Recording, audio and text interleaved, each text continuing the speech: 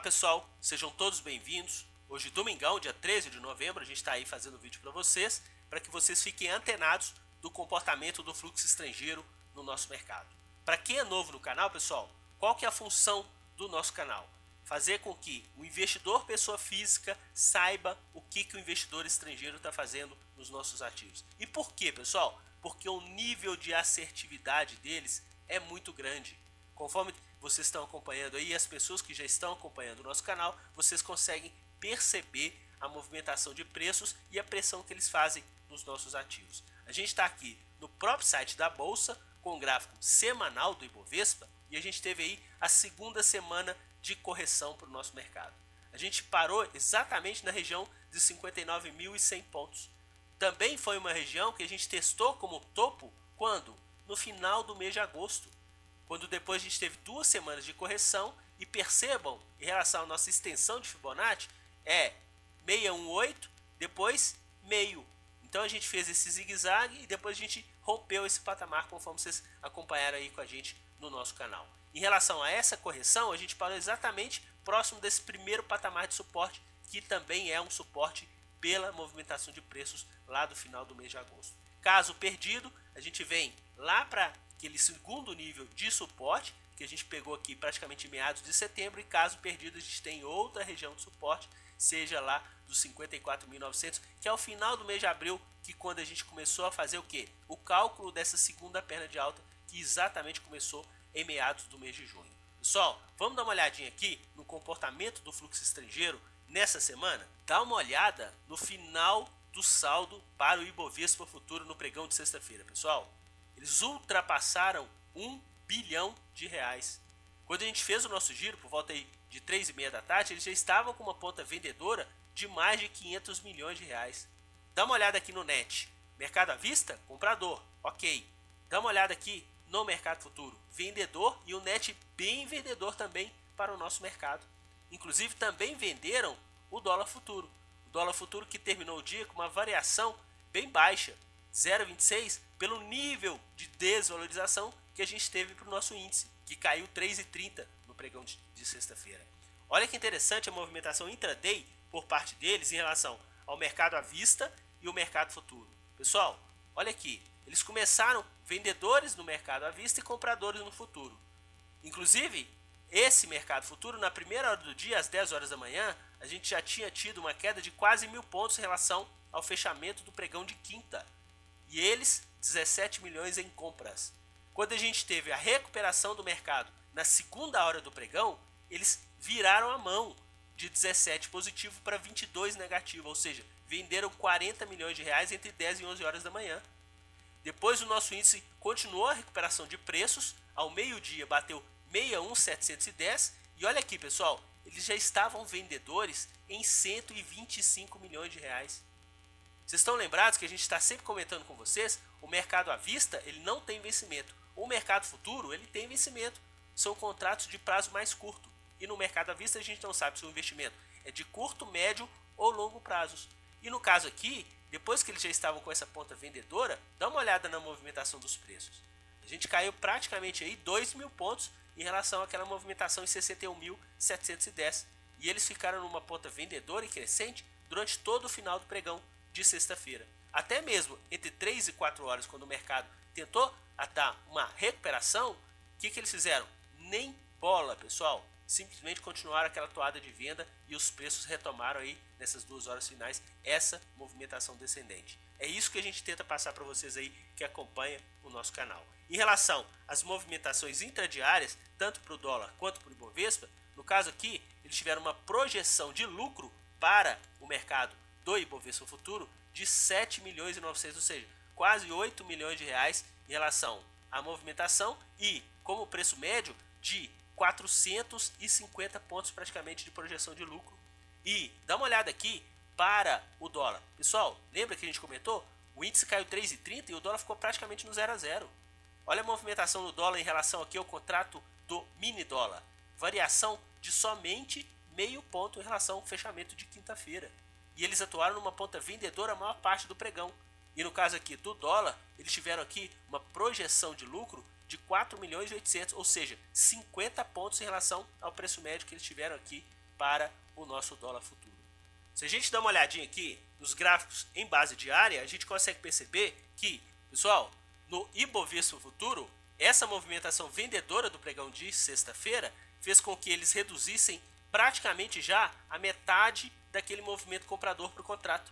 Atingiu o pico em 2,5 bi e eles já estão aqui com saldo de 1,2 bilhões de reais no nosso mercado. E a movimentação de preços, mais uma mínima para o contrato em 59.900 pontos para o Ibovespa Futuro. Em relação à movimentação do dólar, pessoal, olha que interessante. A gente teve ontem praticamente o que? Eles fizeram o que? Colocaram no bolso realização de lucros, prováveis realizações de lucros. Inclusive, a moeda americana ficou praticamente aí no mesmo patamar. E eles que estavam acumulando aí 103 milhões de reais, eles estão acumulando aqui 97 milhões de reais de ponta compradora para esse contrato do dólar que vai se encerrar no final do mês. Se a gente dá uma olhada aqui nos nossos ativos, olha o que eles fizeram, pessoal. Eles atuaram como carro-chefe de compras nas ações ordinárias de Petrobras. Inclusive, o ativo fechou o dia com uma desvalorização de 5,8%.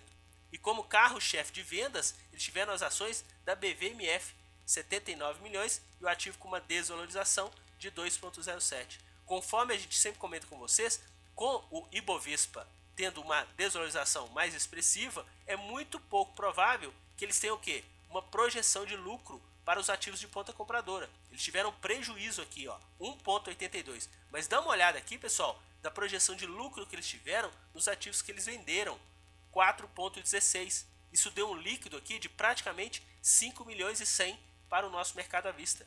Mais uma vez, também, se a gente somar aqui com o mercado futuro, a gente já tem aqui uma projeção de praticamente 17 milhões. E se a gente somar aqui com o mercado de opções, vai dar aí praticamente 24, 25 milhões de reais de projeção de lucro por parte deles no pregão de sexta-feira. Conforme a gente tinha comentado com vocês, no pregão de quinta, a projeção de lucro foi de quase 70 milhões. É claro que eles não fazem operações somente intradiárias, mas isso é que a gente tenta passar para vocês perceberem a pressão de preços que eles fazem para os nossos ativos.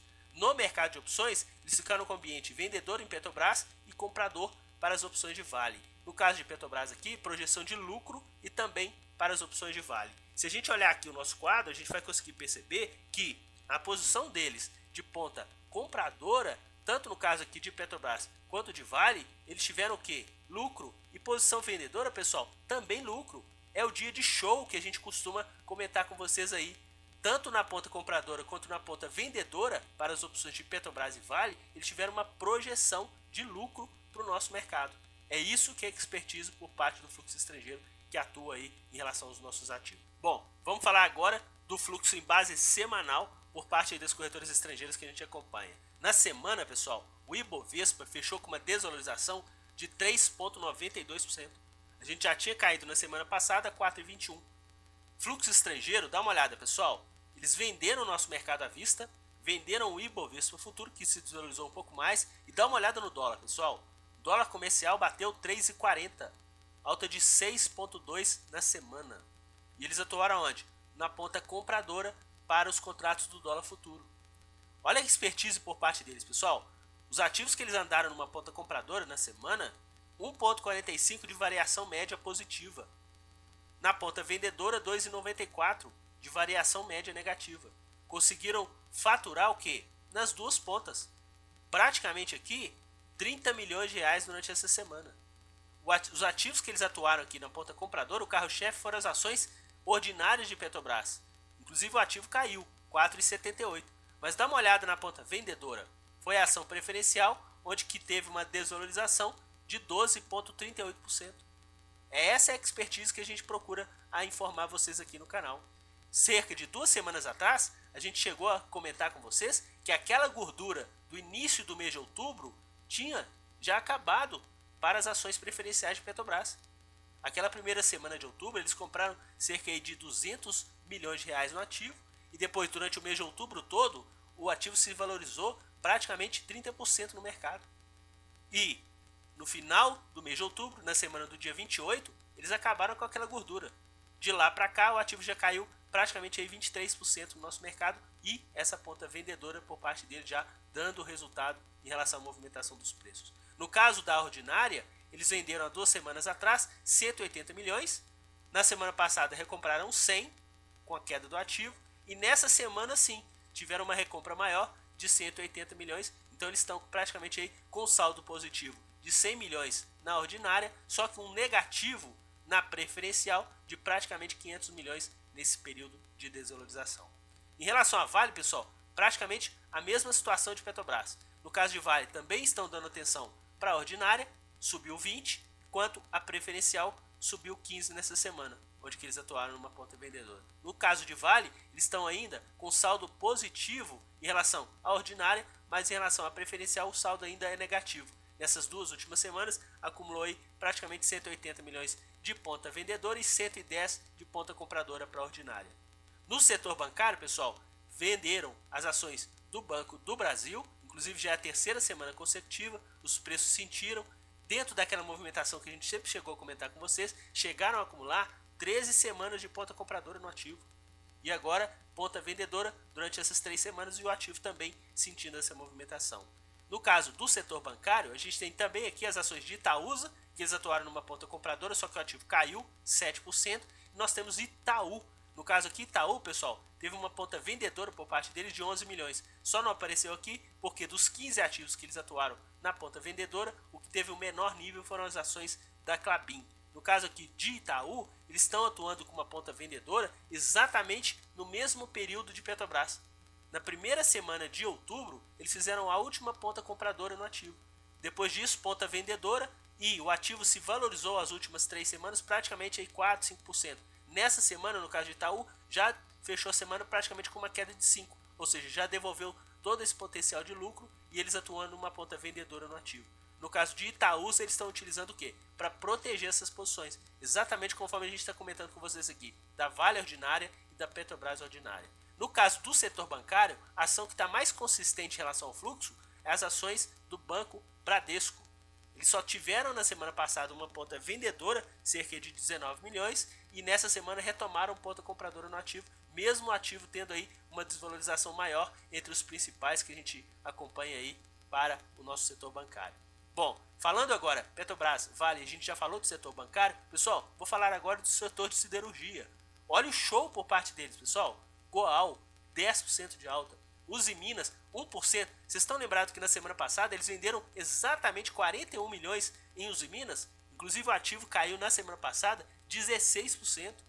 Essa semana ponta compradora nos mesmos montantes, ou seja, já botaram o dinheiro no bolso e o ativo terminou aí bem próximo da estabilidade para o nosso mercado. Gerdau e CSN, outro show por parte deles. Ponta compradora e também uma variação positiva para o mercado no setor de siderurgia. Pessoal, isso é importante vocês ficarem cientes para a movimentação do fluxo estrangeiro. Dando uma olhadinha aqui na movimentação de projeção de lucro, pessoal, a gente já está fazendo esse acompanhamento com vocês desde meados de julho, praticamente 4 meses. Pessoal, mais uma semana de lucro por parte deles, 30 milhões e 400. Conseguiram lucrar os ativos de ponta compradora, ou seja, essa primeira barra em azul, conseguiram lucrar. Nos ativos de ponta vendedora, também essa barra vermelha, conseguiram lucrar. E essa barra verde é o lucro e o prejuízo do período. É isso que a gente está sempre comentando com vocês. Eles perdem também, mas olha a quantidade de períodos vencedores que esses players têm no nosso mercado. Quem que a gente deve seguir, pessoal? A gente deve seguir quem vence no mercado. Esse é o propósito que o nosso canal também tem no YouTube para vocês que acompanham. Dando uma olhadinha naquela evolução semanal, olha que interessante. A gente teve aí, essa semana, já a segunda de desvalorização. 3,92 contra 4,21 da semana passada. Pessoal, dá uma olhada. A gente já está completando a terceira semana de acumulado à vista e futuro de saldo negativo. Mercado à vista, que é para o Ibovespa e BMF, para os contratos futuros do Ibovespa. Já é a terceira semana consecutiva de saldo negativo. Nessa semana a gente teve aí 680 milhões de saldo negativo. E se a gente olhar aqui discriminadamente por segmento, pessoal, dá uma olhada aqui no nosso Ibovespa. Praticamente já é o que? Já é a quarta semana de ponta vendedora por parte deles. Certo? No Ibovespa Futuro, eles tiveram uma ponta vendedora na semana do dia 16/9, depois foi crescendo, até atingirem o pico na semana do dia 21 de outubro. Depois disso o que? Reduziram e nessa semana o que? Ponta vendedora. o Ibovespa Futuro já fazendo essa trajetória descendente e no caso do mercado à vista, já fazendo essa trajetória negativa praticamente há 4 semanas. E por que o índice não está caindo há 4 semanas? Por quê? Porque seguraram no mercado futuro. Em relação ao saldo, se a gente verificar aqui, ó, esse saldo aqui, ó, da semana do dia 21, ele foi superior. Então eles ajudaram o quê? A segurar o mercado. Por que a gente fala que segura o mercado? Porque o mercado futuro, pessoal, tem vencimento. O mercado à vista não, mas o mercado futuro ele tem vencimento. Então eles são obrigados a atuarem de uma forma de previsibilidade menor de tempo. Só que nessa semana não. As duas pontas de ponta vendedora aí para o nosso mercado. Bom, pessoal, a gente sabe que o vídeo semanal é um pouco mais extenso, mas eu procuro sempre deixar vocês bem atentos em relação à movimentação desses players internacionais e o que eles fazem nos nossos ativos aí para o nosso mercado. Desejo a vocês um excelente final de domingo. Segunda-feira a gente está de volta. Só um recado, segunda-feira a gente não faz o giro rápido. A gente está retomando a rotina normal do nosso canal. Mais uma vez, agradeço as mensagens, o apoio que vocês têm dado nessa semana, que realmente foi uma semana muito complexa em relação a esse ambiente que a gente estava comentando com vocês. E na segunda-feira a gente volta à noite e faz o fechamento do mercado, sempre de olho no fluxo estrangeiro, e realmente o comportamento deles é bem interessante para que a gente possa sempre dar algum norte de pressão de preços em relação aos nossos ativos. Forte abraço a todos e até amanhã, pessoal!